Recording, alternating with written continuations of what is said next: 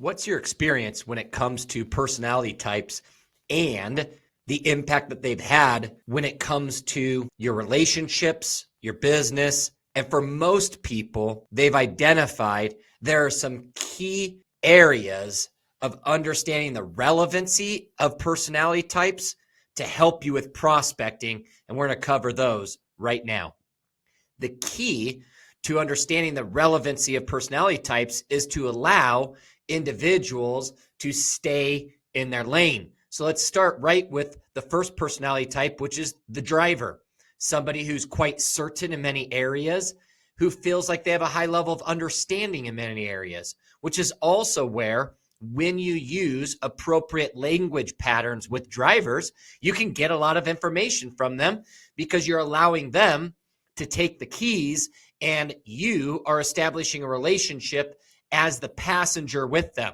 Now, at a certain point, it becomes easy based off identifying certainty levels of drivers to create a little doubt and help them understand that maybe at times they need to jump into a passenger seat. But when it comes to prospecting, you want to make sure you let people stay in their lane and you meet them where they are. So the driver, the next one you have is the amiable. And the amiable, let's just say, is that pleasurable passenger who's always saying yes to where you're going, where you're taking them.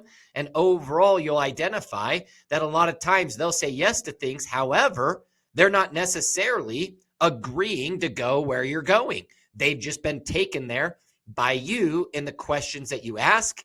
And that's why it's very, very important for you to identify the importance level of certain things that you're talking about with prospects, as well as though creating next actions so you can see, are these amiables continuing to agree to take action? So you don't just want somebody to say yes to everything if they're not willing to continue to move forward into the next steps. So as you also start looking at the expressives, which guess what? You know one, yes, is that an expressive truly likes to share feelings and thoughts and a lot when it comes to what certain situations cause somebody to feel, and they're able to articulate that in utilizing words that are based off feelings and most likely not numbers. Then you have analytics. As you start looking at a personality type that's analytical, is it somebody that may not share or express a lot when it comes to their feelings or thoughts?